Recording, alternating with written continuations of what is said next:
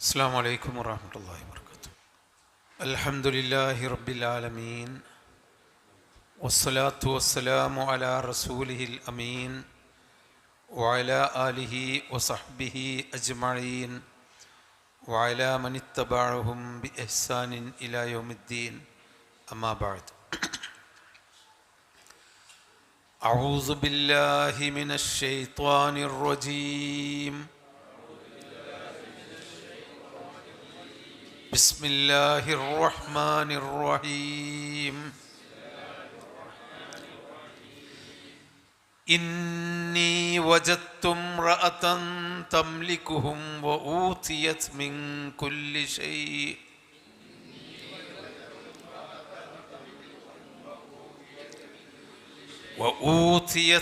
كل شيء ولها عرش عظيم.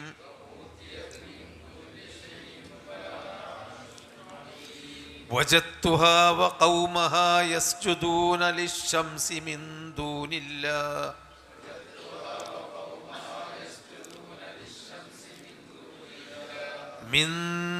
الله وزين لهم الشيطان أعمالهم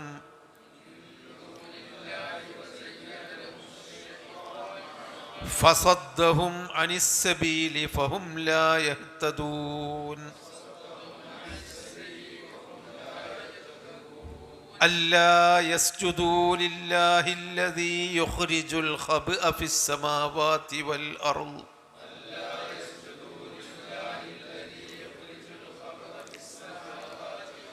ويعلم ما تخفون وما تعلنون. الله لا إله إلا هو رب العرش العظيم.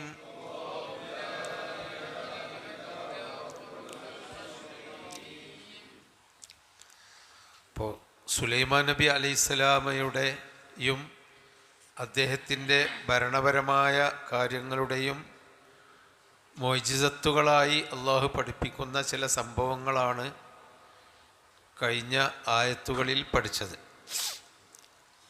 ഏകദേശം 3200-ലേറെ വർഷങ്ങൾ പഴക്കമുള്ള ചരിത്ര സംഭവങ്ങളാണ്.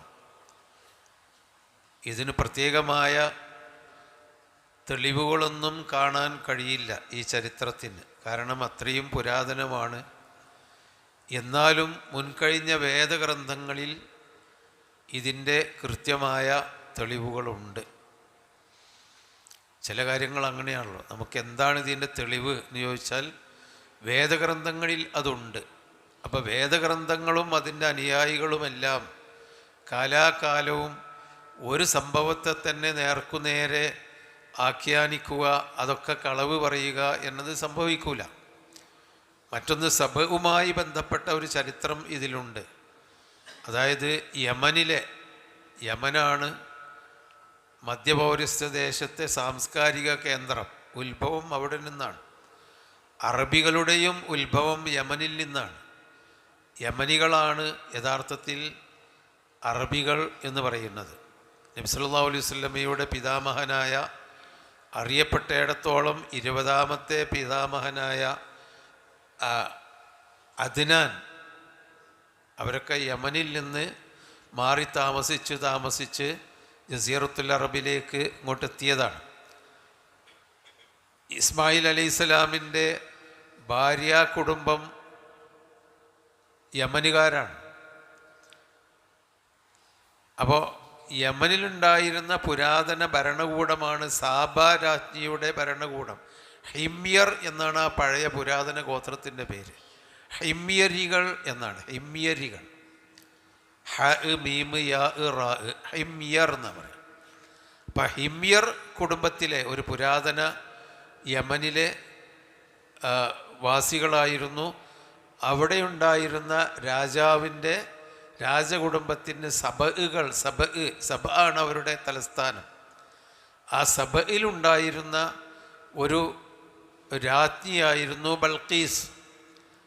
അവരുമായി ബന്ധപ്പെട്ടിട്ടുള്ള ചരിത്രമാണ് സുലൈമാൻ നബിയുടെ മുഅ്ജിസത്തിൽ ഒന്ന് അള്ളാഹു പറയുന്നത്. അതാണ് പിന്നെ സുലൈമാൻ നബി അലൈഹിസ്സലാം യാത്ര പോയിക്കൊണ്ടിരിക്കുമ്പോൾ അദ്ദേഹത്തിൻ്റെ സൈന്യങ്ങളായിട്ടുള്ള മനുഷ്യരെയും ജിന്നുകളെയും അതുപോലെ പക്ഷികളെയും അദ്ദേഹം ഒരുമിച്ച് കൂട്ടി കൃത്യമായി ഓരോ സ്ഥലത്തും വിന്യസിച്ചു. അവർ യാത്ര പോകുമ്പോൾ ഓരോരുത്തരും നിൽക്കേണ്ടത് എവിടെയാണ് അതൊക്കെ വിന്യസിച്ചു. അദ്ദേഹം എല്ലാ സൈന്യങ്ങളിൽ ഓരോന്നിനെയും നിരീക്ഷിക്കാറുള്ള കൂട്ടത്തിൽ ഒത്തഫഖദത്തൈറ, ആ പക്ഷിയെ കാണാതെയായി അദ്ദേഹം കാണുന്നില്ല. അത്തൈർ എന്ന് പറഞ്ഞാൽ ഒരു ഹുദൂദാണ്, ഒരു മരക്കൊത്തി എന്ന് നമുക്ക് പറയാവുന്ന ആ പേരിലുള്ള ഒരു സാധനമാണ്. ഹുദൂദ് എന്ന് പറഞ്ഞാൽ മരക്കൊത്തിയാണ്. അപ്പോൾ അതിനെ കാണാതെയായപ്പോൾ ഫഖാല മാലിയല അറൽ ഹുദൂദ, എന്താണ് ഹുദൂദനെ കാണുന്നില്ലല്ലോ. അം കാന മിനൽ ഗായിബീൻ, അവൻ ഇവിടെ നിന്ന് മറഞ്ഞു പോയോ. ഗായിബാവുക എന്ന് പറഞ്ഞാൽ ആബ്സെൻ്റ് ആവുക, അവൻ ഇവിടെ ഹാജറില്ലാതെയായോ. ലഉഅദ്ദിബന്നഹു അദാബൻ ശദീദൻ, സുലൈമാൻ നബി അലൈഹി ഇസ്ലാമിൻ്റെ സൈന്യത്തിൽപ്പെട്ട ആളാണല്ലോ. അദ്ദേഹത്തിന് പക്ഷികളെ സ്വാധീനിക്കാനുള്ള കഴിവുണ്ടായതുകൊണ്ട് പക്ഷികളെയും അദ്ദേഹം പലതിനും ഉപയോഗപ്പെടുത്തിയിട്ടുണ്ടാവണം. അതുകൊണ്ടാണ് ഒരു പക്ഷിനെ കാണാതായപ്പോൾ അദ്ദേഹം ഉപയോഗപ്പെടുത്തുന്ന തൻ്റെ പക്ഷി സൈന്യത്തിൽപ്പെട്ട ഒന്നിനെ കാണാതായപ്പോൾ ലഉഅദ്ദിബന്നഹു അദാബൻ ശദീദൻ. സ്വാഭാവികമാണ്, ഒരു രാജാവ് തൻ്റെ സൈന്യങ്ങളെ ഓരോ സ്ഥലത്തും വിന്യസിച്ച് കൃത്യമായി അവരെ കൊണ്ടുള്ള ഡ്യൂട്ടി നിർവഹിച്ചു കൊണ്ടിരിക്കുന്നതിനിടയിൽ ഒരാൾ സമ്മതം ചോദിക്കാതെ അത് ആബ്സെൻ്റായി കഴിഞ്ഞാൽ അതിന് ശിക്ഷ കൊടുക്കുക എന്നുള്ളത് ഏതൊരു ഭരണകർത്താവിൻ്റെയും പതിവാണ്. അതിനെ അദ്ദേഹം ചെയ്യുന്നുള്ളൂ. ലഉഅദ്ദിബന്നഹു അദാബൻ ശദീദൻ, ആ പക്ഷിയെ ഞാൻ കഠിനമായി ശിക്ഷിക്കും. ഔ ലഅദ്ബഹന്നഹു, അല്ലെങ്കിൽ ഞാൻ അതിനെ അറുത്തുകളയും. അതായത് വെറും ശിക്ഷ കൊണ്ട് അവസാനിപ്പിക്കാത്ത കുറ്റമാണ് അതിന് ഉള്ളതെങ്കിൽ അതിന് ഞാൻ കൊന്ന് അറുത്തുകളയും. അല്ലെങ്കിലോ ഔല യഅ്തിയന്നി ബിസുൽത്താനി മുബീൻ, എനിക്ക് കൃത്യമായ രേഖയുമായി വരണം. അതായത് പോകാൻ കാരണമെന്താണ്, എവിടേക്ക് പോയതാണെന്നതിന് കൃത്യമായ രേഖ തരണം. അതാണ് സുൽത്താൻ എന്ന് പറഞ്ഞാൽ തെളിവ്, അധികാരം നടത്തേണ്ട, സുൽത്താനിന് അധികാരി നടത്തേണ്ട. അതാണ് നമ്മളെ സുൽത്താന്മാർ, ഭരണകർത്താക്കൾ സുൽത്താന്മാർ എന്ന് പറയുന്നത്. അതിൻ്റെ അധികാരം എന്നാണ്, അതായത് തെളിവ്, ലക്ഷ്യം.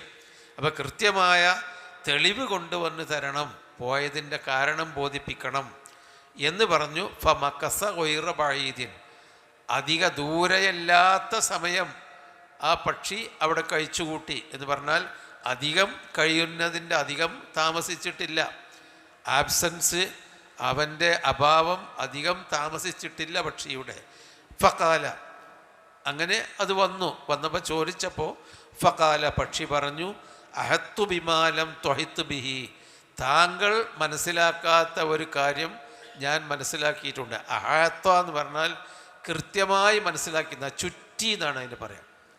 ചുറ്റി അറിഞ്ഞു എന്നാണ് അഹത്തൻ്റെ അർത്ഥം. ഹൈത്വാൻ എന്ന് പറയണമെങ്കിൽ പിന്നെ ചുറ്റുമതിൽ കെട്ടിയ മതിൽ കെട്ടിയ തോട്ടത്തിന് ഹൈത്വാൻ എന്ന് പറയും. ചുറ്റുഭാഗത്തും മതിൽ കെട്ടിയതിന് ഹൈത്വാൻ എന്നാണ് പറയുക. അതായത് ചുറ്റും മതിൽ കെട്ടി വളച്ചത് എന്നാണ് അതിൻ്റെ അർത്ഥം. മൊഹീത്ത് എന്ന് പറയും വലിയ മഹാസമുദ്രത്തിന്. അൽ മൊഹീത്തുൽ അത്ലസി എന്നാണ് അറ്റ്ലാന്റിക് ഓഷ്യന് പറയാറുള്ളത്. മൊഹീത്ത് അതായത് കരകളെ ചുറ്റി നിൽക്കുന്നത്. അപ്പോൾ ഒരു ചുറ്റി നിൽക്കുക എന്നുള്ള ഒരർത്ഥം അഹത്തൊക്കെ ഉണ്ട്. അതാണ് വക്കാനല്ലാഹു ബികുല്ലി ഷൈഇൻ മുഹീത്ത, അള്ളാഹു എല്ലാ വസ്തുവിനെയും ചുറ്റി നിൽക്കുന്നു എന്ന് പറഞ്ഞാൽ 4 ഭാഗത്തു നിന്നും അതിനെ അള്ളാഹു അറിയും. അപ്പോൾ ആ ഒരർത്ഥത്തിലാണ് ഫഖാല അഹത്തു, ഞാൻ കൃത്യമായി മനസ്സിലാക്കി, ബിമാലം ത്വഹിത്ത് ബിഹി, താങ്കൾ മനസ്സിലാക്കാത്ത ഒരു കാര്യം. അപ്പോൾ സുലൈമാൻ നബി അലൈഹിസ്സലാം അത്ര വലിയ ഭരണാധികാരിയായിട്ടും വിശാലമായ സമൂഹത്തിൽ തന്നെ, ജീവജാലങ്ങളിൽ തന്നെ അദ്ദേഹത്തിന് ഭരണത്തിൻ്റെ ആ ഭരണകർത്തൃത്വമുണ്ടായിട്ടും അകലെയുള്ള സാബാ പ്രദേശത്തുള്ള ഒരു രാജ്ഞി, അള്ളാഹുവിനെ അല്ലാതെ ആരാധിക്കുന്ന ഒരു സമൂഹമുണ്ടെന്നും അവർക്ക് നേതൃത്വം നൽകാൻ ഒരു രാജ്ഞിയുണ്ടെന്നും സുലൈമാൻ നബി അലൈഹി ഇസ്ലാമിന് മനസ്സിലായില്ല. അത് ഇതിലൊരു പാഠമാണ്. അതായത് അമ്പിയാക്കന്മാർക്ക് എല്ലാ ഗൈബും അറിയില്ല. പിന്നല്ലേ അമ്പിയാക്കളല്ലാത്ത നമ്മളെ സാധാരണക്കാരായ മഹാന്മാരും സ്വാലിഹീങ്ങളുമായ ആളുകൾക്ക് ഗൈബറിയാം, ആ മഹാന്മാർക്കും അറിയില്ല. ഖുൽ ലാ യഅലമു മൻ ഫിസ്സമാവാതി വൽ അർദിൽ ഗൈബ ഇല്ലല്ലാഹ്. ആകാശങ്ങളിലോ ഭൂമിയിലോ ഉള്ള ഒരാളും അദൃശ്യജ്ഞാനം അറിയില്ല അല്ലാഹു അല്ലാതെ. എന്നാൽ അമ്പിയാക്കന്മാർക്ക് ചിലപ്പോൾ അല്ലാഹു തആല അദൃശ്യജ്ഞാനം അറിയിച്ചു കൊടുക്കും, അപ്പോൾ അറിയും. ജൂതന്മാർ നബി സല്ലല്ലാഹു അലൈഹി വസല്ലമയെ സൽക്കരിച്ച് അവരുടെ കോളനിയിലേക്ക് സൽക്കരിച്ചു കൊണ്ടുപോവുകയും ഒരു ചുമരിനോട് ചേർന്നുകൊണ്ട് അദ്ദേഹത്തിന് വിരുപ്പും ഒക്കെ ഒരുക്കി നല്ല സൽക്കാരത്തിന് വേണ്ടി സ്വീകരിച്ചിരുത്തുകയും ചെയ്തപ്പോൾ നബി സാധാരണ നിലക്ക് സൽക്കരിച്ചതല്ലേ, അവരുടെ സാന്നിധ്യം സ്വീകരിച്ചു, അവിടെ സുഖമായി ഇരുന്നു. പെട്ടെന്ന് നബി എഴുന്നേറ്റ് പോന്നു. കാരണം പിന്നിൽ നിന്ന്, മതിലിൻ്റെ പിന്നിൽ നിന്ന് പ്രവാചകനെ കൊല്ലാൻ വേണ്ടി അവർ പ്ലാൻ ചെയ്തതായിരുന്നു അത്. നബിക്കത് അറിയില്ല, അറിയണമെങ്കിൽ പോവില്ലോ. നിങ്ങൾക്കറിയാം, എനിക്കറിയാം നിങ്ങളെ സൗദ്യ, എന്നെ കൊല്ലാനല്ലേ എന്ന് പറയില്ലേ, നബി അത് അറിയില്ല. അവിടെ പോയി ഇരുന്നതിൻ്റെ ശേഷമാണ് അതറിയാം. അതുപോലെ പ്രവാചകനെ സൽക്കരിച്ചിട്ട് വിഷം കൊടുത്തിട്ടുണ്ട്. അത് വായിലെത്തിയപ്പോഴാണ് പ്രവാചകന് ഇതിൻ്റെ രുചി ശരിയല്ലല്ലോ എന്ന് മനസ്സിലാക്കി തുപ്പിക്കളഞ്ഞത്. അപ്പോൾ അങ്ങനെയൊക്കെ പ്രവാചകൻ അള്ളാഹുവിൻ്റെ റസൂലിന് പോലും അറിയില്ല എന്നാണ് അതിൻ്റെ അർത്ഥം. ആയിഷ റളിയല്ലാഹു അൻഹയെ പറ്റി ഒരു യുദ്ധം കഴിഞ്ഞ് മടങ്ങി വന്നപ്പോൾ സഫ്വാൻ ഇബ്നു മുഅത്തലും ആയിഷ റളിയല്ലാഹു അൻഹുമ ഈ രണ്ട് ആളുകളെപ്പറ്റി ഒരു അപരാധം പറഞ്ഞുണ്ടാക്കിയപ്പോൾ ഒരു മാസക്കാലം നബി സല്ലല്ലാഹു അലൈഹി വസല്ലമ തൻ്റെ ഭാര്യയെ വീട്ടിൽ കൊണ്ടുപോയി ആക്കി. അബൂബക്കർ സിദ്ദീഖിൻ്റെ വാപ്പാൻ്റെ വീട്ടിലാക്കി ഭാര്യയെ. അറിയില്ല എന്താ സംഭവിച്ചത്. അപരാധം കേട്ടു എന്നല്ലാതെ അത് വരാൻ സാധ്യതയില്ല എന്ന് നബിക്ക് ഉറപ്പാണ്. പക്ഷേ അപരാധം ശരിയല്ല, അത് കളവാണെന്ന് തെളിയിച്ചു കൊടുക്കാൻ നബിക്ക് ഗൈബറിയില്ല. അതുതന്നെയാണ് ഇവിടെ സുലൈമാൻ നബി, മുഹമ്മദ് നബിക്ക് ഇല്ലാത്ത ചില മോജിസത്തുകൾ സുലൈമാൻ നബി അലൈഹി സ്വലാമിന് അള്ളാഹു കൊടുത്തിട്ടും മരക്കൊത്തിയാണ് വന്ന് പറയുന്നത്, അഹത്തു ബിമാലം തൊഹിത്തു ബിഹി, നിങ്ങൾക്ക് കൃത്യമായി അറിയാത്ത ഒരു കാര്യം ഞാൻ അറിഞ്ഞിട്ടുണ്ട്. പിന്നെ വജിഇത്തുക മിൻ സബഇൻ, സാബാ രാജ്യത്ത് നിന്ന്, ഷേബ എന്നാണ് ഈ ബൈബിളിൽ കാണാം, ഷേബ രാജ്യം. അതാ സബ രാജ്യത്തിൽ നിന്ന് ഞാൻ നിങ്ങൾക്ക് കൊണ്ടുവന്നു ബിനബഇൻ യഖീൻ, കൃത്യമായ ഉറപ്പുള്ള ഒരു വാർത്ത സബ രാജ്യത്തിന് ഞാൻ നിങ്ങളുടെ അടുക്കൽ കൊണ്ടുവന്നിട്ടുണ്ട്. അപ്പോൾ കൃത്യമായി ഔല യഅ്തിയന്നീ ബി സുൽത്താനി മുബീൻ, കൃത്യമായ തെളിവില്ലെങ്കിൽ ഞാനതിനെ അറക്കുകയോ ശിക്ഷിക്കുകയോ ചെയ്യുമെന്ന് പറഞ്ഞല്ലോ. ശിക്ഷയിൽ നിന്ന് അത് രക്ഷപ്പെട്ടു. കാരണം ന്യായമുണ്ട്. ഒരു പുതിയ വാർത്തയുമായിട്ട്, എനിക്ക് പോലും അറിയാത്തൊരു വാർത്തയുമായിട്ടാണ് എൻ്റെ പ്രജകളിൽപ്പെട്ട ഒരു പക്ഷി വന്നിട്ടുള്ളതെന്ന് സുലൈമാൻ നബിക്ക് ബോധ്യപ്പെട്ടപ്പോൾ പക്ഷിയെ വെറുതെ വിട്ടു. പിന്നെ ആ പക്ഷിയെ സുലൈമാൻ നബി അലൈഹി സ്വലാം ഉപയോഗപ്പെടുത്തുന്നുണ്ട് അടുത്ത ആയത്തിൽ. അതാണ് ഇനി നമുക്ക് പഠിക്കാനുള്ളത്. ആ പക്ഷി പറയുന്നൊരു വാക്കാണ്, ഇന്നി വജദ്തു ഇംറഅതൻ തംലികുഹും വഊതിയത് മിൻ കുല്ലി ഷൈഇൻ വലഹാ അർശുൻ അളീം. ഇന്നി വജദ്തു ഇംറഅതൻ, ഞാനൊരു സ്ത്രീയെ കണ്ടു, തംലികുഹും, അവൾ ആ ജനങ്ങളെ ഉടമപ്പെടുത്തിയിരിക്കുന്നു, അതായത് ആ ജനങ്ങളെ ഭരിക്കുന്നു. ജനങ്ങളെ ഭരിക്കുന്ന, ആ മനുഷ്യന്മാരെ ഭരിച്ചുകൊണ്ടിരിക്കുന്ന, അതായത് സബ രാജ്യത്തെ സബ ഗോത്രക്കാർ. സബ എന്ന് പറയുന്നത് ഒരു ഗോത്രത്തിൻ്റെ പേരാണ്. ആ രാജ്യവും ആ പേരിലാണ് അറിയപ്പെട്ടത്. അപ്പോൾ ആ സബ ഗോത്രക്കാരെ ഭരിച്ചുകൊണ്ടിരിക്കുന്ന ഒരു പെണ്ണിനെ ഞാൻ കണ്ടു. ഊതിയത് മിൻ കുല്ലി ഷൈഇൻ, അവൾക്ക് എല്ലാം നൽകപ്പെട്ടിട്ടുണ്ട് എന്ന് പറഞ്ഞാൽ എല്ലാ ആർഭാടങ്ങളും സുഖസന്തോഷങ്ങളും എല്ലാ അനുഗ്രഹങ്ങളും നൽകപ്പെട്ട ഒരു രാജ്ഞിയാണ്, ഒരു രാജ വനിതയാണ്. മിനൽ അംവാൽ വസ്സിലാഹി വൽ ജുനൂദി വൽ ഹുസൂനി വൽ ഖിലാഇ, എല്ലാ വസ്തു എന്ന് പറഞ്ഞാൽ നല്ല സമ്പത്തുണ്ട്, ആയുധങ്ങളുണ്ട്, സൈന്യങ്ങളുണ്ട്, കോട്ടകളുണ്ട്, അതൊക്കെ നൽകപ്പെട്ട മിൻ കുല്ലി ഷൈഇൻ, എല്ലാം നൽകപ്പെട്ട ഒരു പെണ്ണിനെ ഞാൻ കണ്ടു. വലഹ അർശുൻ അളീം, അവൾക്ക് ഒരു മഹത്തായ സിംഹാസനവുമുണ്ട്. അതാണ്, അതായത് അർശ് എന്ന് പറഞ്ഞാൽ രാജാവ് ഇരിക്കുന്ന ഉപവിഷ്ടനാകുന്ന സ്ഥലത്തിനാണ് അർശ് എന്ന് പറയാം.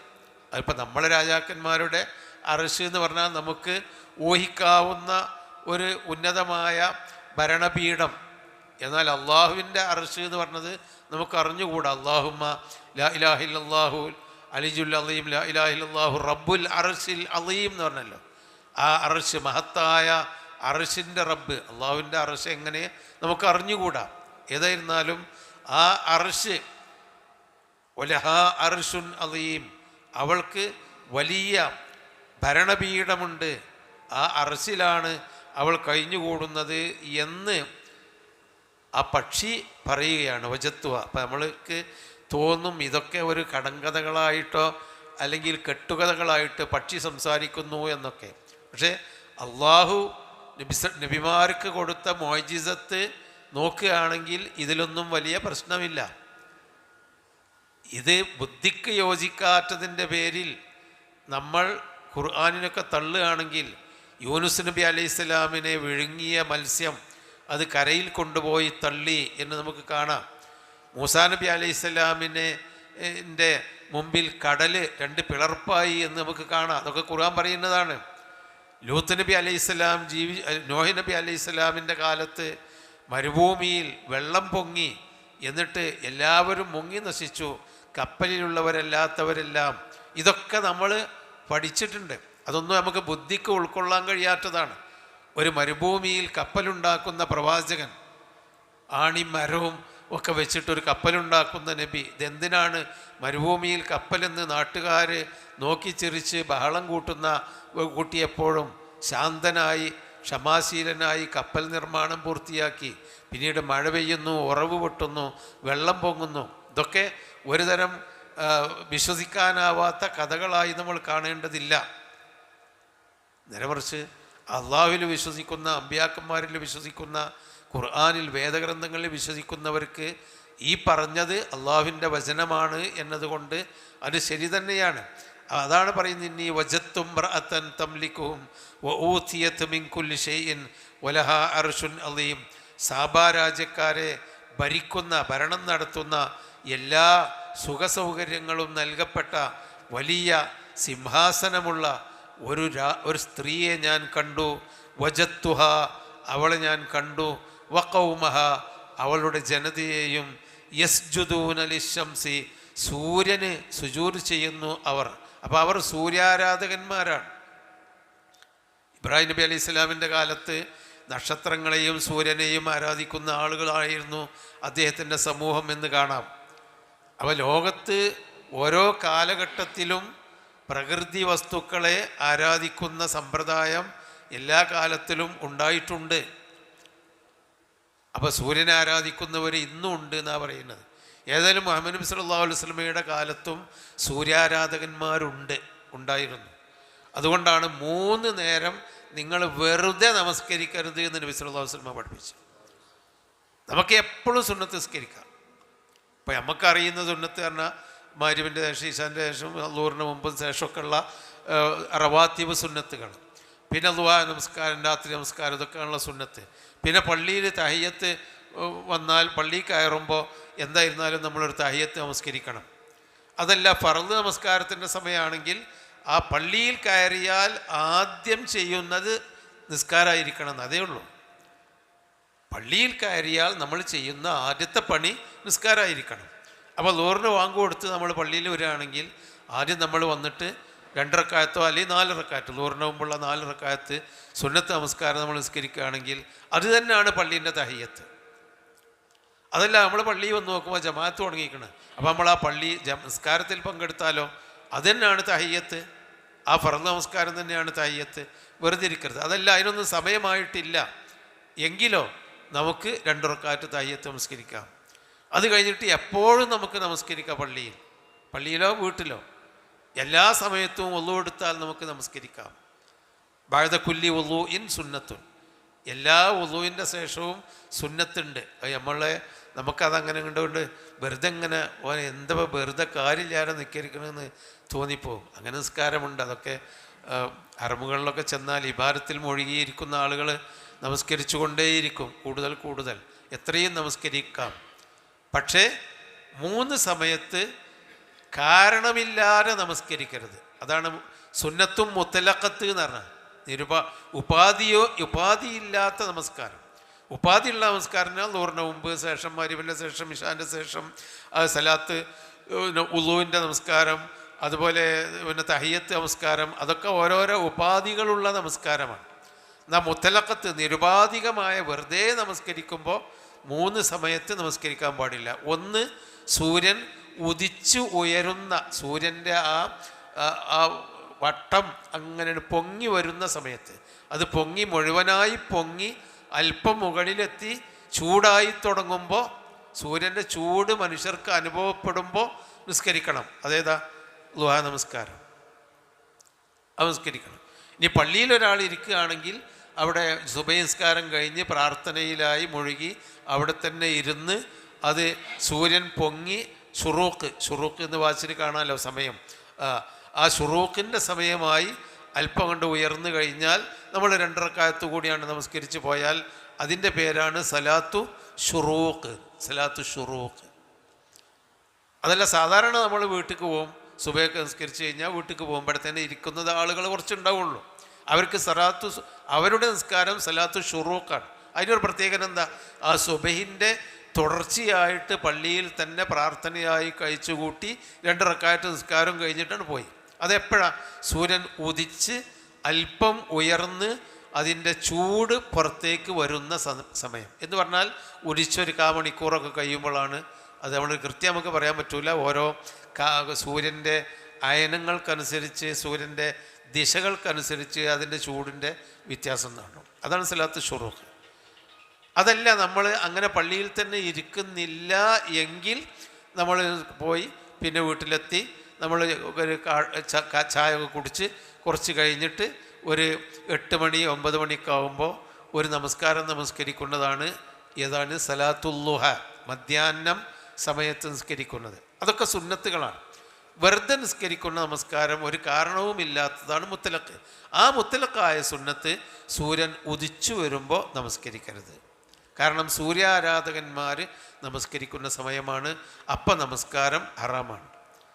മറ്റൊന്ന്, പള്ളിയിൽ സൂര്യൻ നേരെ ഉച്ച മധ്യത്തിലെത്തുമ്പോൾ വെറുതെ ഉള്ള നിസ്കാരം നമസ്കരിക്കരുത്. ഇതിന് കാരണം ഉണ്ടെങ്കിൽ, സുബഹി നമസ്കരിക്കാൻ വിട്ടുപോയി, നമ്മൾ ഉറങ്ങിപ്പോയി, അറിഞ്ഞിട്ടില്ല, നമ്മൾ ഓർമ്മ വരുന്നത് സുബഹി നിസ്കരിച്ചില്ലല്ലോ എന്നുള്ളത് നേരെ കൃത്യം സൂര്യൻ തലക്ക് നെറുകിന് മുകളിലെത്തുമ്പോഴാണെങ്കിൽ അപ്പം സുബഹി നിസ്കരിക്കണം, അതിന് കുഴപ്പമില്ല.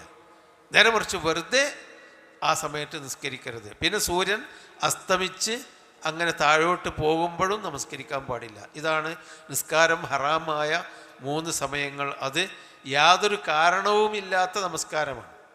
അതാണ് സൂര്യാരാധകന്മാരുടെ സമയം നിങ്ങൾ നിസ്കരിക്കരുത് എന്ന് പറയുന്നത്. അപ്പം നബി അങ്ങനെ പറഞ്ഞിട്ടുണ്ടെങ്കിൽ റസൂലുള്ളാഹിൻ്റെ കാലത്തും സൂര്യനെ ആരാധിക്കുന്നവർ ഉണ്ടായിരിക്കണം എന്നാണ് നമ്മൾ മനസ്സിലാക്കുന്നത്. ഒരുപക്ഷെ ഇന്നും അതുണ്ടായേക്കാം, സൂര്യ നമസ്കാരം നിർവഹിക്കുന്ന ആളുകൾ. ഇവർ ഈ സൂര്യാരാധകന്മാരായിരുന്നു.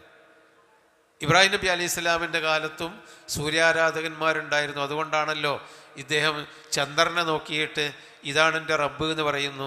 ചന്ദ്രൻ അസ്തമിച്ചപ്പോൾ അസ്തമിക്കുന്ന റബ്ബ് എനിക്ക് വേണ്ടാന്ന് പറയുന്നു. സൂര്യനെ നോക്കി എൻ്റെ റബ്ബ് ഇതാണ് എന്ന് പറയുന്നു. സൂര്യൻ അസ്തമിച്ചപ്പോൾ അസ്തമിക്കേണ്ട റബ്ബ എനിക്ക് വേണ്ടാന്ന് പറയുന്നു. അങ്ങനെ മെല്ലെ മെല്ലെ ആളുകളെ കാര്യങ്ങൾ ബോധ്യപ്പെടുത്തി എൻ്റെ റബ്ബ് ആകാശഭൂമികളുടെ റബ്ബാണ് എന്ന് അദ്ദേഹം ജനങ്ങളെ പഠിപ്പിക്കുന്നുണ്ട്. അപ്പോൾ സാബായിലെ രാജ്ഞിയും അനുയായികളും വജത്തുഹ വ ഖൗമഹ യസ്ജുദൂന ലിശംസി, സൂര്യന് സുജൂദ് ചെയ്യുന്നവരായിട്ടാണ് അവളെയും അവളുടെ സമൂഹത്തെയും ഞാൻ കണ്ടത്. മിൻ ദൂനില്ല, അള്ളാഹുവിൻ്റെ പുറമെ.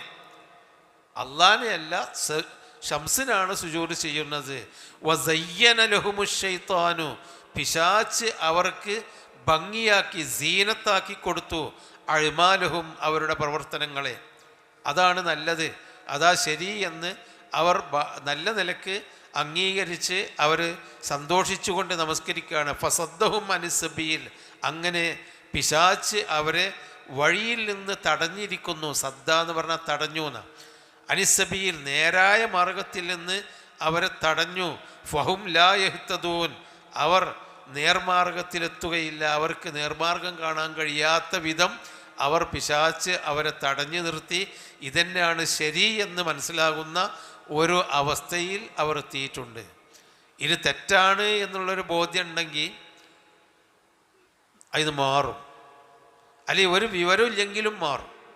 നേരെ മറിച്ച് ഒരു കാര്യം ശരിയാണ് എന്ന് മനസ്സിലാക്കിക്കൊണ്ട് ചെയ്യുന്ന ആളാണെങ്കിൽ ഇത് മാറൂല. ഇതാണ് ബിദ്അത്തിൻ്റെ ഒരു അപകടം. നബി സല്ലല്ലാഹു അലൈഹി വസല്ലം പറഞ്ഞ അതാണ്. ബിദ്അത്ത്, അനാചാരം എന്ന് പറയുന്നുണ്ട്.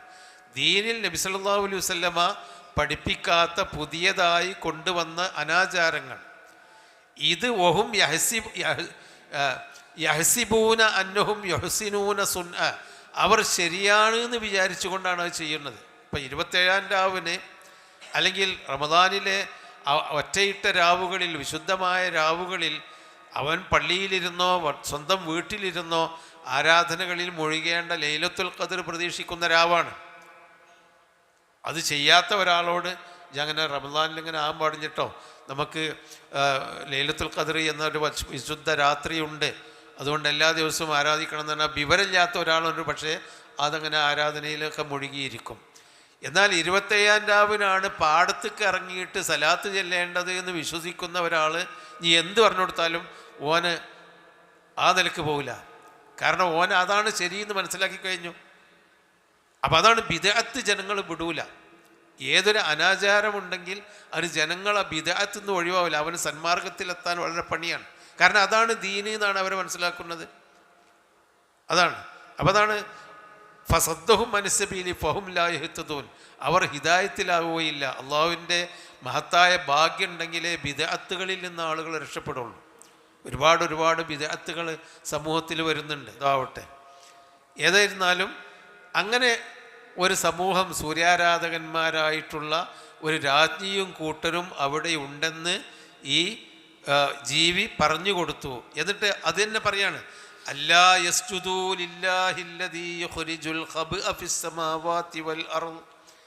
അല്ലാ യസ്ജുദൂ, അവർക്ക് സുജൂദ് ചെയ്ത് കൂടെയോ ലില്ലാഹി, അല്ലാഹുവിന്, അല്ലദീ യുഖ്രിജു അൽ ഖബ്അ ഫിസ്സമാവാതി വൽ അർദി, ആകാശങ്ങളിലും ഭൂമിയിലുമുള്ള ഖബ്അകളെ, അതായത് ഒളിഞ്ഞു കിടക്കുന്ന വസ്തുക്കളെ പുറത്തു കൊണ്ടുവരുന്ന ആ അള്ളാഹുവിന് അവർക്ക് സുജൂദ് ചെയ്തുകൂടെയോ? വയഅലമു മാ തുഖ്ഫൂൻ, എന്താണ് വയഅലമു മാ തുഖ്ഫൂന വമാ തുഅ്ലിനൂൻ, നിങ്ങൾ മറച്ചു വെക്കുന്നതും വെളിവാക്കുന്നതും പരസ്യമാക്കുന്നതും രഹസ്യമാക്കുന്നതും അറിയുന്ന ആകാശഭൂമികളുടെ സൃഷ്ടാവായ റബ്ബിന് സുജൂദ് ചെയ്തുകൂടായോ എന്ന് അള്ളാഹു അതിൻ്റെ അടിയിൽ പറഞ്ഞൊരു വാക്കാണ്. ശംസിന് സുജൂദ് ചെയ്യുന്നു എന്ന് പറയുമ്പോൾ അള്ളാഹ് നമ്മളെ പഠിപ്പിക്കുകയാണ്, അല്ലാ യസ്ജുദു, അതിന് സുജൂദ് ചെയ്തുകൂടെ. അതല്ല, ഇത് അള്ളാഹ് പറയുന്ന അള്ളാഹുവിൻ്റെ ഒരു വചനമാണെന്നോ അല്ലെങ്കിൽ ആ പക്ഷി തന്നെ പറയുന്നതാണ് എന്നോ രണ്ട് തരത്തിലും വ്യാഖ്യാനിക്കാം. അവർക്ക് സുജൂദ് ചെയ്തുകൂടെ? ഓല് വെറുതെ ശംസിന് സുജൂദ് ചെയ്യണോ? അല്ലാ യസ്ജുദു ലില്ലാഹി, അള്ളാഹുവിന് സുജൂദ് ചെയ്തുകൂടെ?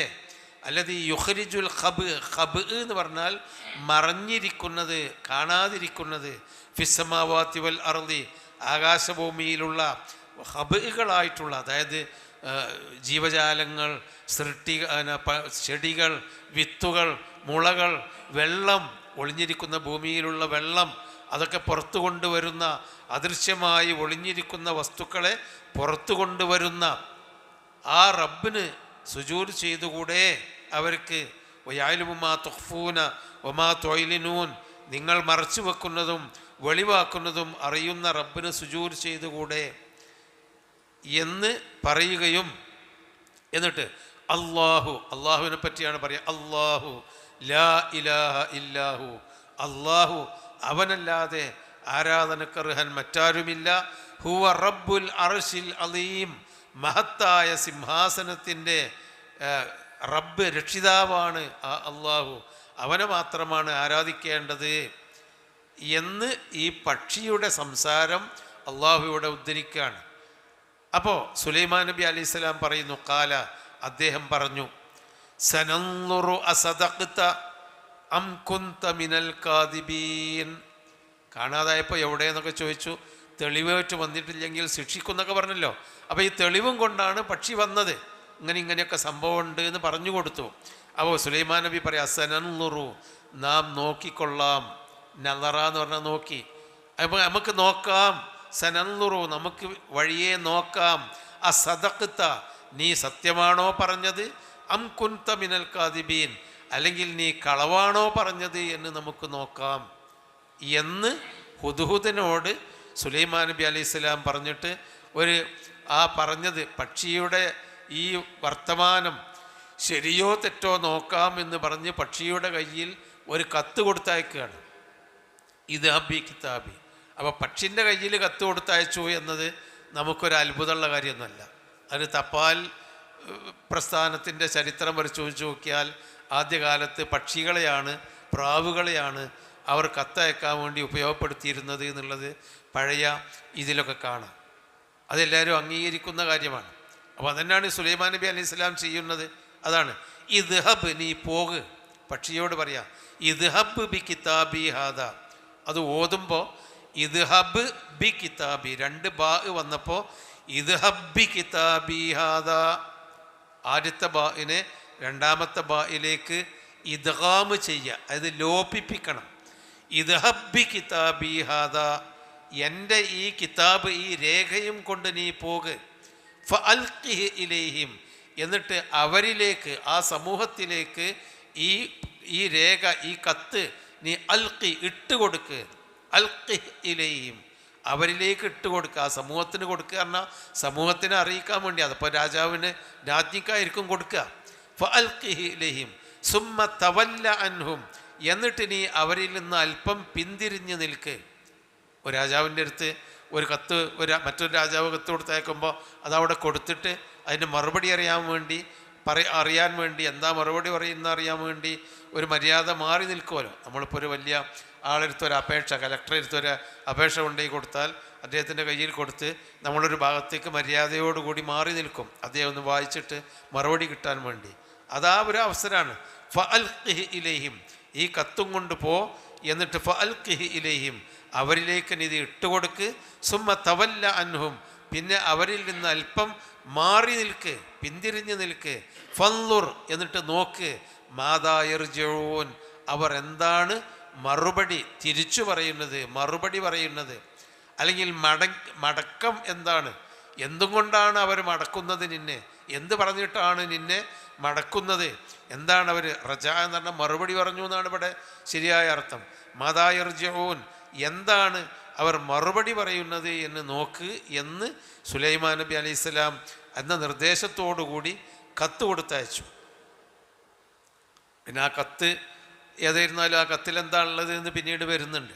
ആ കത്തും കൊണ്ട് അത് പോയി അവിടെ വെച്ചു. പിന്നെ ചരിത്രത്തിലുണ്ട്, ആ കത്തും കൊണ്ടുപോയി അത് പിന്നെ കൊട്ടാരത്തിൻ്റെ ഉള്ളിലേക്ക് പക്ഷി കടന്നു. കൊട്ടാരത്തിൻ്റെ വിളക്കു പഴുതുകളിൽ കൂടി ഉള്ളിലേക്ക് എത്തി. ബൽക്കീസിൻ പരിവാരങ്ങളും ഇരിക്കുമ്പോൾ ഇട്ടുകൊടുത്തു എന്നൊക്കെ ഉണ്ട്. അതൊക്കെ അള്ളാഹു ആയാലും നമുക്ക് അറിഞ്ഞുകൂടാ. ഏതായിരുന്നാലും അത് കൊടുത്തിട്ടുണ്ട്. കൊടുത്ത് മാറി നിന്നു പക്ഷി. കാലത്ത്, ഈ കത്ത് കിട്ടിയപ്പോൾ കാലത്ത് അവർ പറഞ്ഞു, ആ സ്ത്രീ പറഞ്ഞു, യാ അയ്യുഹൽ മലഅ്, എൻ്റെ മലഉകളെ. മലഅ് എന്ന് പറഞ്ഞാൽ രാജാവിൻ്റെ കൂടെ നിൽക്കുന്ന പരിവാരങ്ങൾ, അതായത് മുഖ്യ വ്യക്തികൾക്കാണ് മലഅ് എന്ന് പറയുക. ഖുർആൻ പലപ്പോഴും മലഅ് എന്ന വാക്ക് പറഞ്ഞിട്ടുണ്ട്. മലഅ് മുഖ്യൻ, ഏത് പ്രമാണിമാർ എന്നുള്ള അവർക്കാണ് മലഅ് എന്ന് പറയുക. യാ അയ്യുൽ മലഹു, എൻ്റെ പ്രമാണിമാരെ അല്ലെങ്കിൽ കൂടെയുള്ള മുഖ്യ വ്യക്തികളെ, ഇന്നി ഉൽഖിയ ഇലയ്യ, എന്നിലേക്ക് നൽകപ്പെട്ടിട്ടുണ്ട്, ഇട്ടുതരപ്പെട്ടിട്ടുണ്ട്. ഉൽഖിയ എന്ന് പറഞ്ഞാൽ ഇട്ടു തന്നു. കിതാബുൻ കരീം, ഒരു മാന്യമായ ഒരു കത്ത്. കിതാബ് എന്ന് പറഞ്ഞാൽ രേഖ, പുസ്തകം എന്നർത്ഥമുണ്ട്, രേഖ എന്നർത്ഥമുണ്ട്. ഇവിടെ സുലൈമാൻ നബി മറ്റൊരു രാജ്ഞിക്ക് കൊടുത്തയച്ച രേഖ എന്ന് പറഞ്ഞാൽ കത്ത്. ഇന്നി ഉൽഖിയ ഇലയ്യ കിതാബുൻ കരീം, എനിക്ക് ഒരു നല്ല മാന്യമായ, അതായത് ഒരു വലിയ മഹാരാജാവിൻ്റെ കത്താണല്ലോ. അപ്പോൾ ആ കത്ത് തന്നെ, അതിനെയാണ് ഒരു മാന്യമായ കത്ത് എനിക്ക് തരപ്പെട്ടിട്ടുണ്ട്, അല്ലെങ്കിൽ എനിക്ക് നൽകപ്പെട്ടിട്ടുണ്ട്. ഇന്നഹു മിൻ സുലൈമാൻ, അത് സുലൈമാനിൻ്റെ അടുക്കൽ നിന്നുള്ളതാണ്. വ ഇന്നഹു തീർച്ചയായും അത് ബിസ്മില്ലാഹിർ റഹ്മാനിർ റഹീം. ആ കത്ത് അവർ വായിക്കുകയാണ്. ബിസ്മില്ലാഹിർ റഹ്മാനിർ റഹീം. അല്ലാ തഅലു അലയ്യ, എന്നെക്കാൾ നിങ്ങൾ ഉയർന്നു നിൽക്കരുത്. വഅ്തൂനി, എൻ്റെ അടുക്കലേക്ക് നിങ്ങൾ വരണം. മുസ്ലിമീൻ, കീഴ്പ്പെട്ടുകൊണ്ട് വരണം. അള്ളാഹുവിന് കീഴ്പ്പെട്ടവരായി എൻ്റെ അടുക്കലേക്ക് വരണം. എന്നെക്കാൾ നിങ്ങൾ ഒലുവ്, അലായലു എന്ന് പറഞ്ഞാൽ ഉയര, എന്നെക്കാൾ നിങ്ങൾ ഒരു ഉയരത്തിൽ നിൽക്കരുത് എന്ന് പറഞ്ഞാൽ ഞാൻ പറഞ്ഞത് കേൾക്കാതെ നിങ്ങൾ വേറൊരു മാന്യന്മാരായി നിൽക്കരുത്. എൻ്റെ അടുക്കലേക്ക് നിങ്ങൾ വരണം എന്ന ഒരു മാന്യമായ കത്ത് അള്ളാഹുവിൻ്റെ നാമത്തിൽ എനിക്കൊരു കത്ത് നൽകപ്പെട്ടിട്ടുണ്ടെന്ന് തൻ്റെ മലയിനോട്, പ്രമുഖന്മാരായ തൻ്റെ പരിവാരങ്ങളോട് ആ രാജ്ഞി പറഞ്ഞു. അതാണ് ഇന്നഹു മിൻ സുലൈമാൻ വ ഇന്നഹു ബിസ്മില്ലാഹിർ റഹ്മാൻ. അപ്പോൾ ഒരു കത്തിൻ്റെ ഫോർമാറ്റ് അങ്ങനെയാണ്. മിൻ സുലൈമാൻ, ഫ്രം സുലൈമാൻ, വേറൊന്നുമില്ല. ഫ്രം സുലൈമാൻ, വെറൊരു സുലൈമാനാണ്. പിന്നെ ബിസ്മില്ലാഹിർ റഹ്മാനിർ റഹീം. പിന്നെ അല്ലാ തഅലു അലയ്യ വഅ്തൂനി മുസ്ലിമീൻ, വളരെ ചുരുങ്ങിയ വാക്ക്. എന്നെക്കാളും മേൽക്കോയ്മ കാണിക്കരുത്, മുസ്ലിമായിട്ട് എൻ്റെ അടുക്കലേക്ക് വരണം. അതിലെല്ലാം അടങ്ങിയിട്ടുണ്ട്. ഞാനാണ് നിങ്ങളെക്കാളും വലിയ രാജാവെന്നും അള്ളാഹുവിന് കീഴ്പ്പെടാൻ ഞാനും നിങ്ങളും ബാധ്യസ്ഥരാണെന്നും ആ കീഴ്പ്പെട്ടുകൊണ്ട് നിങ്ങളിങ്ങോട്ട് വരണം. നിങ്ങൾ വേറൊരു രാജ്ഞിയും ഭരണകൂടവും അതിൻ്റെ കീഴിൽ അള്ളാഹു അല്ലാത്തവരെ ആരാധിക്കുന്ന ഒരു ഭരണകൂടം ഇവിടെ ഉണ്ടാവാൻ പാടില്ല. നിങ്ങൾ എൻ്റെ അടുക്കലേക്ക് കീഴ്പ്പെട്ടുകൊണ്ട് വരണം എന്നാണ് ആ കത്തിലുള്ളത്. അതാണ് അല്ലാ തഅലു അലയ്യ വഅ്തൂനി മുസ്ലിമീൻ. കാലത്ത് അവർ പറഞ്ഞു, ആ സ്ത്രീ, ആ രാജ്ഞി പറഞ്ഞു, യാ അയ്യുഹൽ മല, ഏ പരിവാരങ്ങളെ, അഫ്തൂനി ഫി അംരി, എൻ്റെ കാര്യത്തിൽ നിങ്ങൾ എനിക്ക് ഒരു ഫത്വ, ഒരു തീരുമാനം പറഞ്ഞു തരണം. ഫത്വ എന്ന് പറഞ്ഞാൽ അതാണ്. അഫ്ത എന്ന് പറഞ്ഞാൽ ഫത്വ കൊടുത്തു എന്ന. ഫത്വ എന്ന് പറഞ്ഞാൽ ഒരു മതവിധി കൊടുത്തു എന്നതാണ് നമ്മൾ സാങ്കേതികമായിട്ട് ഫത്വ പറയാം. ഒരു പണ്ഡിതൻ ആ വിഷയത്തിൽ ഒരു ഫത്വ കൊടുത്തു എന്ന് പറഞ്ഞാൽ ഒരു മതവിധി കൊടുത്തു. അതിൻ്റെ ഭാഷാർത്ഥം അഫ്ത എന്ന് പറഞ്ഞാൽ തീരുമാനം പറഞ്ഞു എന്നാണ്. അപ്പോൾ അഫ്തൂനി, നിങ്ങളെനിക്കൊരു തീരുമാനം പറഞ്ഞു തരിക. ഫി അംരി, എൻ്റെ കാര്യത്തിൽ. അവരൊറ്റക്കല്ല, ഒക്കെ കൂടിയാലോചിക്കുകയാണ്. എനിക്കൊരു കത്ത് കിട്ടിയിട്ടുണ്ട്, എൻ്റെ അടുക്കലേക്ക് മുസ്ലിമായി വരണം. എന്നെക്കാളും നിങ്ങൾ മേൽക്കോയ്മ, അല്ല തഅലു അലയ്യ, എന്നെക്കാളും മേൽക്കോയ്മ കാണിക്കരുത്, നിങ്ങൾ കീഴ്പ്പെട്ടുകൊണ്ട് വരണം എന്ന കത്ത് കിട്ടിയിട്ടുണ്ട്. അതുകൊണ്ട് യാ അയ്യുഹൽ മലഉ, പരിവാരങ്ങളെ, അഫ്തൂനി ഫി അംരി, എൻ്റെ കാര്യത്തിൽ എനിക്ക് നിങ്ങളൊരു തീരുമാനം പറഞ്ഞു തരിക. മാ കുൻതു ഖാതിഅതൻ അംറൻ, ഖതഅ എന്ന് പറഞ്ഞാൽ ഖണ്ഡിതമായി, കട്ടൻട്രിയായിട്ട് ഒരു കാര്യം ചെയ്യുന്നതിനാണ് ഖതഅ എന്ന് പറയാം, മുറിച്ചു എന്നാ. മാ കുൻതു ഖാതിഅതൻ അംറൻ, ഒരു കാര്യം കൃത്യമായി ഞാൻ തീരുമാനമെടുക്കുകയില്ല. ഖാതിഅതൻ അംറൻ, ഒരു കാര്യത്തെ ഖാതിയായിട്ട് കൃത്യമായി ഞാൻ പറയുകയില്ല. ഹത്താ തശ്ഹദൂൻ, നിങ്ങളും കൂടി സാക്ഷിയാവാതെ. ഞാൻ ഒറ്റക്ക് എൻ്റെ ഈ കാര്യത്തിലൊരു തീരുമാനം പറയില്ല. ഹത്താ തശ്ഹദൂൻ, നിങ്ങൾ സാക്ഷികളാവാതെ ഞാൻ ഒറ്റയ്ക്ക് ഖാതിഅതൻ അംറൻ, ഒരു കാര്യത്തെ ഞാൻ കൃത്യമായി തീരുമാനിക്കുന്നവളല്ല. അതുകൊണ്ട് അഫ്തൂനി ഫി അംരി, എൻ്റെ ഈ കാര്യത്തിൽ നിങ്ങൾ എനിക്കൊരു തീരുമാനം പറഞ്ഞു തരണം. മാ കുൻതു ഖാതിഅതൻ അംറൻ, ഒരു കാര്യവും ഞാൻ കൃത്യമായി തീരുമാനിക്കുന്നവളല്ല. ഹത്താ തശ്ഹദൂൻ, നിങ്ങൾ എനിക്ക് സാക്ഷികളാകുന്നത് വരെ. അപ്പൊ ഖാലു, ആ സൈന്യങ്ങൾ, മലക്കുകൾ പറയാണ്, നഹ്നു ഉലൂ ഖുവ്വത്തിൻ വ ഉലൂ ബഅസിൻ ശദീദ്, നഹ്നു, ഞങ്ങൾ, ഉലൂ ഖുവ്വത്തിൻ, നല്ല ശക്തിയുള്ളവരാണല്ലോ. ഖുവ്വത്ത് എന്ന് പറഞ്ഞാൽ ശക്തി. ഉലൂ ഖുവ്വത്തിൻ, ഉലുൽ ഇൽമ്, അറിവുള്ളവർ. ഉലൂ ഖുവ്വ, ഖുവ്വത്തുള്ളവർ. നഹ്നു ഉലൂ ഖുവ്വത്തിൻ, അവിടെ അലിഫിൻ്റെ ശേഷം ഒരു വാവുണ്ട്. വായിക്കുമ്പോൾ ഊലൂന്ന് വായിക്കും, അത് പാടില്ല. ഊലൂന്ന് വായിക്കാൻ പാടില്ല. വാവിന് സുക്കൂന് കാണാം ഇതായിട്ട്. അപ്പം ഉലായിക്ക എന്ന് എഴുതുമ്പോൾ എങ്ങനെ ഉണ്ടാവുക? ഉലായിക്ക, ഊലായിക്ക എന്നാണ് എഴുതുക. അലിഫിൻ്റെ ശേഷം ഒരു വാവുണ്ടാവും. എന്നാൽ ഉലായിക്ക എന്നേ വായിക്കാൻ പാടുള്ളൂ. അപ്പോൾ ഉലുൽ അംറ്, ഊലുൽ അംറ് എന്നായി എഴുതുക. പക്ഷെ വായന വാവ് സൈലൻ്റ് ആയിരിക്കും, ഉലുൽ അംറ്. അതുപോലെയാണ് നഹ്നു ഉലൂ ഖുവ്വത്തിൻ, ഞങ്ങൾ കഴിവുള്ള ശക്തിയുള്ളവരാണ്, വ ഉലൂ ബഅ്സിൻ ഷദീദ്, നല്ല ആക്രമണ ശേഷിയുമുള്ളവരാണ്. ബഅ്സ് എന്ന് പറഞ്ഞാൽ യുദ്ധപാടവം, ആക്രമണം, കഠിനമായ ഷദീദ്, അതിശക്തമായ യുദ്ധപാടവമുള്ളവരും നല്ല കഴിവുള്ളവരുമാണ്. അതായത് ഞാൻ എന്താ വേണ്ടി നിങ്ങൾ പറഞ്ഞു തരീ എന്ന് പറയുമ്പോൾ ഞങ്ങൾക്ക് നല്ല കഴിവൊക്കെ ഉണ്ട്, വേണി നമുക്കൊന്ന് കൈ നോക്കാമെന്നാ, നമുക്കൊരു കൈ നോക്കാം, വലിയ മഹാരാജാവ് ഏറ്റൊന്ന് കൈ നോക്കാമെന്നാ പറഞ്ഞതിൻ്റെ അർത്ഥം. ഉലൂ ഖുവ്വത്തിന് ഉലൂ ബഅ്സിൻ ഷദീദ് വൽ അംറു ഇലൈക്കി, കാര്യം താങ്കളിലേക്ക് വിട്ടുതരുന്നു. അൽ അംർ കാര്യം, ഇലൈക്കി ആ രാജാവിനോടാണ്, പെണ്ണല്ലേ. ഇലൈക്കി കാര്യം താങ്കളിലേക്ക് ഞങ്ങൾ വിട്ടുതരുന്നു എന്ന് പറഞ്ഞാൽ ഞങ്ങൾക്ക് കഴിവും യുദ്ധപാഠമൊക്കെ ഉണ്ട്, നിങ്ങൾ പറയുകയാണെങ്കിൽ ഞങ്ങൾ പോയിക്കോളാം, യുദ്ധം ചെയ്തോളാം.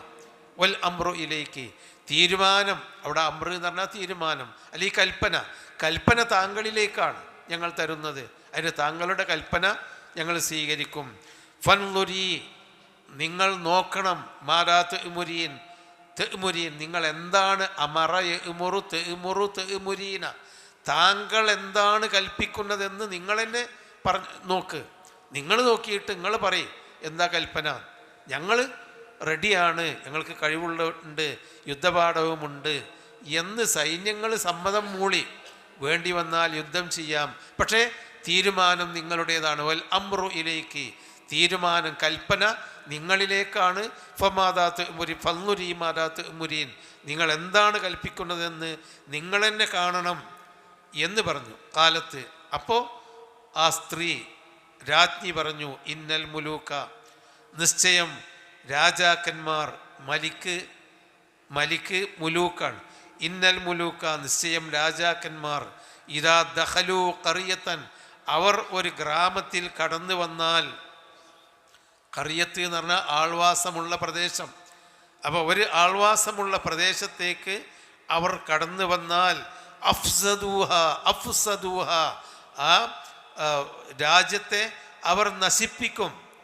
അതാണ് അവിടുത്തെ ഒരു പതിവ്. അതാണ് ഒരു രാജാവ് മറ്റൊരു രാജാവും അല്ലെങ്കിൽ സമൂഹം കബീല താമസിക്കുന്ന സ്ഥലത്തേക്ക് കയറി വരുമ്പോൾ കീഴടക്കാൻ വേണ്ടി അവിടെയൊക്കെ നശിപ്പിക്കും. അതാണ് മരുഭൂമിയിലെ അന്നത്തെയും ഇന്നത്തെയും യുദ്ധമുറ.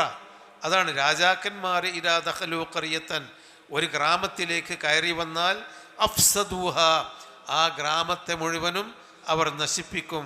വജഅലൂ അഇസ്സത അഹ്ലിഹാ, വജഅലൂ അഇസ്സത അഹ്ലിഹാ അദില്ലത്തൻ, ആ ഗ്രാമക്കാരായ മാന്യന്മാരെ അതില്ലത്താക്കി, നിന്ദ്യന്മാരാക്കി മാറ്റും.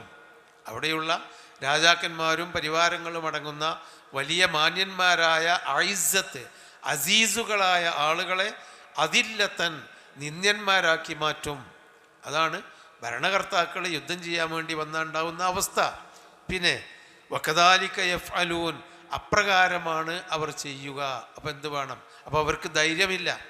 സൈന്യങ്ങൾക്ക് പറഞ്ഞത് കേൾക്കാം, ഞങ്ങൾക്ക് കഴിവുണ്ട്, പക്ഷേ രാജ്ഞി വളരെ ആലോചിച്ചിട്ടാണ് പറയുന്നത്. കഴിവുണ്ട് എന്ന് പറഞ്ഞ് യുദ്ധത്തിന് പോയാൽ പ്രശ്നമാണ്.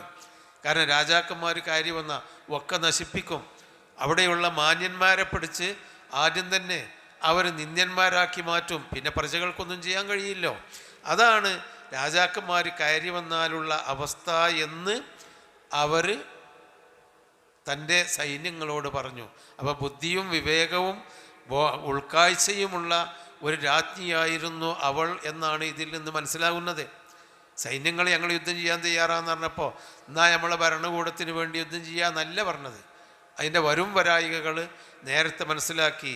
എന്നിട്ട് അവർ പറയാണ് വ ഇന്നി മുർസിലത്തുൻ ഇലൈഹിം, അർസല യുർസിലു എന്ന് പറഞ്ഞാൽ അയച്ചു. വ ഇന്നി മുർസിലത്തുൻ ഇലൈഹിം, ഞാൻ അവരിലേക്ക് അയക്കാൻ പോകുകയാണ്.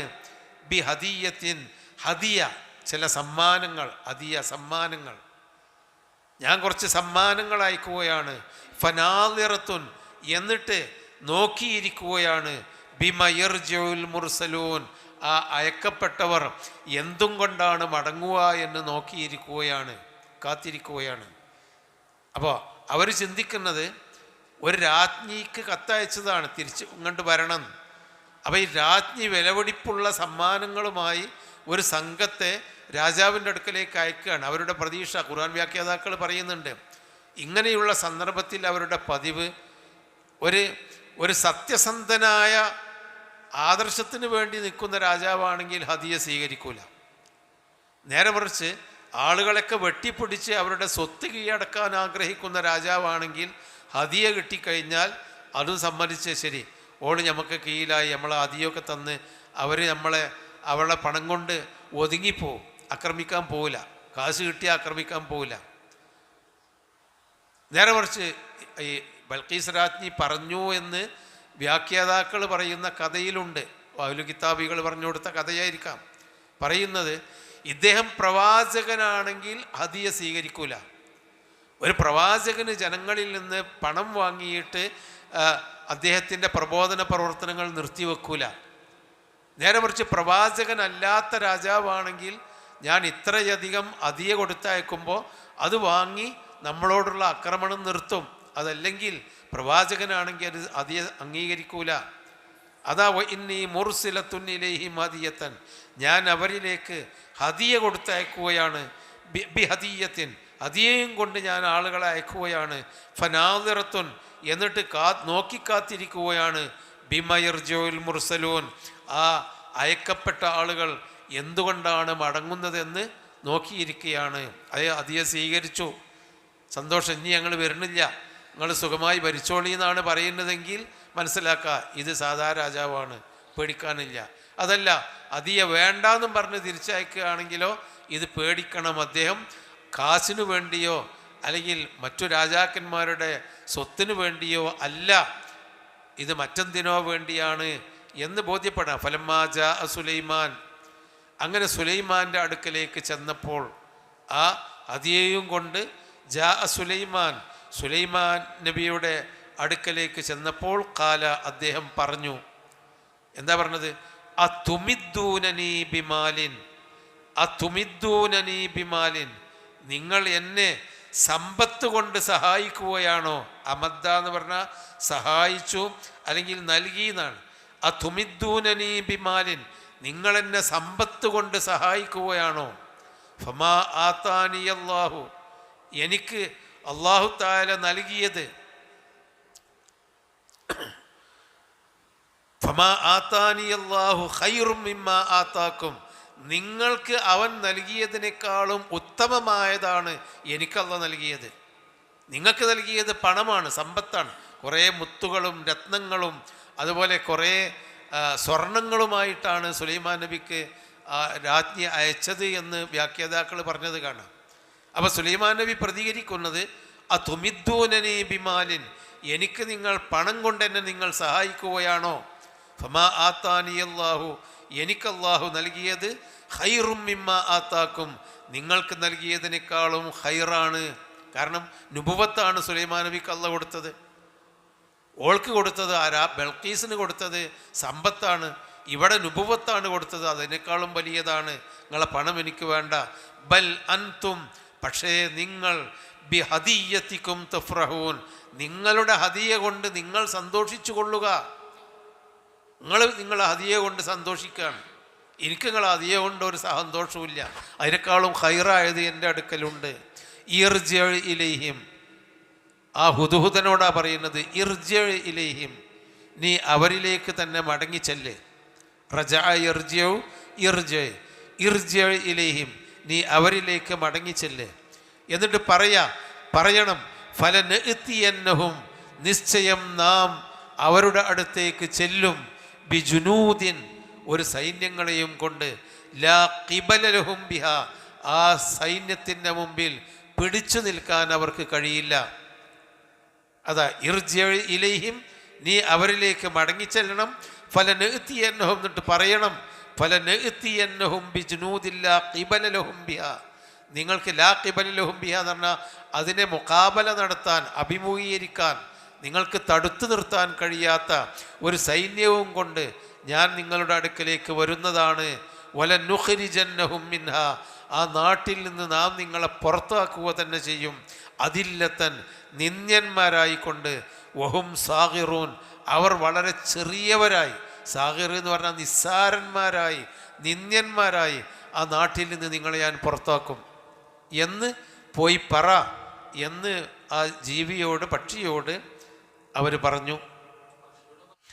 ബല്ലൻ തുമ്പി ഹദിയത്തിക്കും തുഫ്രോൻ, ഇർജയിലി എന്ന് പറഞ്ഞാൽ പക്ഷിയോടല്ല, ആ ദൂതനോടാണ്. ഒരു ദൂതനല്ല, കുറേ ദൂതന്മാരുണ്ടാവും. ബി ഹദിയത്തിക്കും തുഫ്രഹൂ എന്നല്ലോ, നിങ്ങളുടെ ഹദിയ കൊണ്ട് നിങ്ങൾക്കേ സന്തോഷം ഉണ്ടാവുള്ളൂ, എനിക്കില്ല.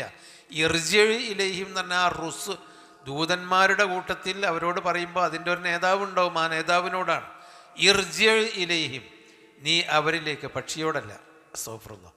ഇർജി ഇലൈഹിം, നീ അവരിലേക്ക്. ഇവിടെ പറയുന്നുണ്ട് ഇർജ എന്ന് പറഞ്ഞിട്ടുണ്ടെങ്കിൽ ഇർജ ഇലൈഹിം എന്ന് പറയുന്നത് അതിൻ്റെ പിന്നെ ഇതാണ്, അതായത്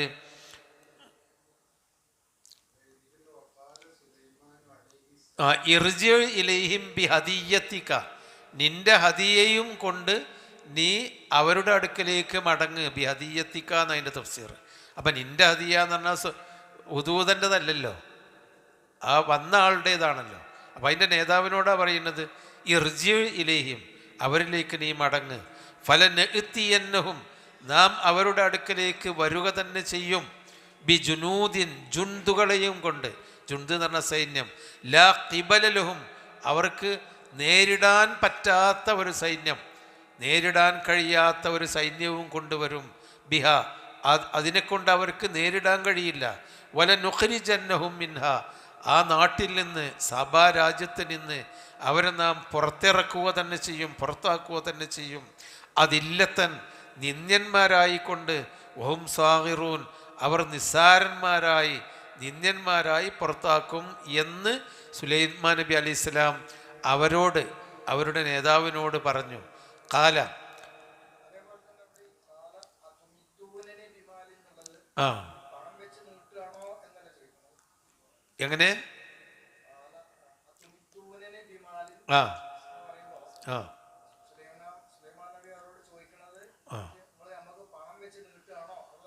അല്ല, അമദ്ദ എന്ന് പറഞ്ഞാൽ നീട്ടല്ല, അത് മദ്ദയമുദ്ദാണ്. അത്തമുദ്ദൂനനി എന്നല്ല, അത്തമുദ്ദൂനനി ബിമാലി എന്ന് പറഞ്ഞാൽ പണം വെച്ച് നീട്ടുകയാണ്. ഇവിടെ അമദ്ദ യുമിദ്ദൂന് അംദദ്നാഹും ബിമാലിം വബനി ബി അംവാലിം വബനി എന്നാണ്. അംദദ എന്ന് പറഞ്ഞാൽ അവർക്ക് പിന്നെ നൽകുക, സഹായിക്കുക എന്നൊക്കെയാണ്. ഒരു വസ്തുവിന് എക്സ്റ്റൻഷൻ എന്നുള്ളതിനാണ് തംദീദ് പറയുക. ഇപ്പം ഈ വയറ് വലിക്കലുണ്ടല്ലോ, അതിനൊക്കെ തംദീദ് എന്നാണ്, തംദീദ് എന്നാണ് പറയുക. അതിങ്ങനെ നീട്ടി നീട്ടി വലിച്ചു കൊണ്ടുപോകണേ. അല്ലല്ല, അത് മദ്ദ യമുദ്ദാണ്, ഇത് അമദ്ദ യുമിദ്ദാണ്. അതാണ് അതുമിദ്ദൂനനി. അതുമിദ്ദൂനനി അത് ഇവരോട് പറയുന്നതാ, സൈന്യങ്ങളോട് അല്ല, വന്ന ഹദിയയും കൊണ്ട് വന്ന ആളുകളോടാണ് പറയുന്നത്. അതുമിദ്ദൂനനി ബിമാലിൻ, നിങ്ങൾ സമ്പത്ത് കൊണ്ട് എന്നെ സഹായിക്കുകയാണോ എന്ന് പറഞ്ഞാൽ എനിക്ക് തരികയാണോ എന്നുള്ള അർത്ഥത്തിൽ തന്നെയാണ്. എനിക്ക് തരികയാണോ എന്നുള്ള, വെച്ച് നീട്ടുക എന്നുള്ളതിന് അത്തമുദ്ദൂനനി എന്നാ പദപ്രയോഗം. അങ്ങനെയല്ല, ആശയൊക്കെ ഒന്ന് തന്നെയാണ്. ഓന് പൈസ വെച്ച് നീട്ടിക്കൊടുത്തു എന്ന് പറഞ്ഞാൽ കൊടുത്തു എന്നുള്ള അർത്ഥം തന്നെയാണ്, ആശയൊക്കെ ഒന്ന് തന്നെയാണ്. ആ അർത്ഥമാണ്, അതാണ് നിങ്ങൾ പൈസ തന്ന് സ്വാധീനിക്കുക എന്നുള്ള അർത്ഥമാണ്. അതുമിദ്ദൂനനി ബിമാലിൻ, നിങ്ങൾ എന്നെ പണം കൊണ്ട് സഹായിക്കുകയാണോ, അല്ലെങ്കിൽ എന്നെ നിങ്ങൾ പണം കൊണ്ട് സ്വാധീനിക്കുകയാണോ എന്നൊക്കെയാണ്. മാത്താനി അല്ലാഹു ഖൈറു മിമ്മാ യജ്മഊൻ. അപ്പോൾ ഖാല ബിജുനൂദില്ല ഖിബല ലഹും ബിഹാ വലനുഖ്രിജന്നഹും മിന്നാ അദില്ലത്തഹും സാഗിറൂൻ, നമ്മളവരെ സൈന്യം തടുക്കാൻ കഴിയാത്ത സൈന്യവും കൊണ്ട് ചെല്ലും, അവരെ പുറത്താക്കും എന്നൊക്കെ പറഞ്ഞപ്പോൾ ഖാല യാ അയ്യുഹൽ മലഉ, സുലൈമാൻ നബി അലൈഹി സ്വലാം പറയാണ് യാ അയ്യുഹൽ മലഉ. അപ്പോൾ അതും കൊണ്ട് പറഞ്ഞയച്ചു. പിന്നെ കുറേ സംഭവമുണ്ട്. അവർ പോകുന്നു, അവർ ബൽക്കീസ് രാജ്ഞിയോട് വിവരങ്ങൾ പറയുന്നു, ഹദിയ സ്വീകരിച്ചിട്ടില്ല എന്ന് പറയുന്നു. അപ്പം ഇത് പ്രവാചകൻ തന്നെയാണ്, നമുക്ക് നിക്കക്കള്ളിയില്ല, നമുക്കിനി അങ്ങോട്ട് പുറപ്പെടല്ലാതെ നിർവൃത്തിയില്ല എന്ന് അവർ അദ്ദേഹത്തോട് പറയുന്നു. അല്ല, സൈന്യങ്ങളോടും തൻ്റെ മലയിനോട് പറയുന്നു. അങ്ങനെ മലവും ബൽക്കീസ് രാജ്ഞിയും അവിടുന്ന് പുറപ്പെടുന്നു എന്നത് ഇതിൻ്റെ വാക്യമാണ്, അതിൽ പറഞ്ഞിട്ടില്ല. ഇനി സുലൈമാൻ നബി പറയുന്നത് എന്താ? ഖാല യാ അയ്യുഹൽ മലഉ, എൻ്റെ സൈന്യങ്ങളെ, അയ്യുക്കും യഅ്തീനി ബി അർശിഹ, നിങ്ങളിൽ ആരാണ് അവളുടെ സിംഹാസനം എനിക്ക് കൊണ്ടുവന്ന് തരിക. ഖബല അൻ യഅ്തൂനി മുസ്ലിമീൻ, അവർ എൻ്റെ അടുക്കൽ കീഴ്പ്പെട്ട് വരുന്നതിൻ്റെ മുമ്പ് അവളുടെ സിംഹാസനം എനിക്ക് ആരാണ് ഇവിടെ കൊണ്ടുവന്ന് തരിക എന്ന് പറയുമ്പോൾ ഇതിൻ്റെ ഇടക്ക് അവർ പോരാൻ തീരുമാനിച്ചിട്ടുണ്ട്. അവർ കീഴ്പ്പെട്ട് സുലൈമാൻ നബിൻ്റെ എഴുത്ത് കണ്ട് അതിൽ അംഗീകരിച്ച് വരുന്നുണ്ട് എന്ന് അള്ളാഹു അദ്ദേഹത്തിന് വഹി അറിയിച്ചു കൊടുത്തിട്ടുണ്ട്. അപ്പോഴാണ് അവർ മുസ്ലിമീങ്ങളായി കീഴ്പ്പെട്ട് വരുന്നതിൻ്റെ മുമ്പ് അവളുടെ സിംഹാസനം എനിക്കാരാണ് കൊണ്ടുവന്ന് തരിക എന്ന് സുലൈമാൻ നബി അലൈഹി സ്വലാം ചോദിച്ചു. അപ്പോൾ അള്ളാഹു തആല വിശദമായി തന്നെയാണ് പറയുന്നത്. പക്ഷേ ഇതിലൊക്കെ ഇത് ഒരു മുഅ്ജിസത്തായി കൊണ്ടുള്ള സംഭവങ്ങളാണ് ഇത് എന്നേ നമുക്കിതിൽ നിന്ന് മനസ്സിലാക്കേണ്ടതുള്ളൂ. ഇനി സമയമില്ല, ഇൻഷാ അല്ലാഹ് ബാക്കി അടുത്ത ക്ലാസ്സിൽ അള്ളാഹു അനുഗ്രഹിക്കുമാറാവട്ടെ. സുബ്ഹാനക്കല്ലാഹുമ്മ വബിഹംദിക അശ്ഹദു അൻ ലാ ഇലാഹ ഇല്ല അൻത അസ്തഗ്ഫിറുക വഅതൂബു ഇലൈക.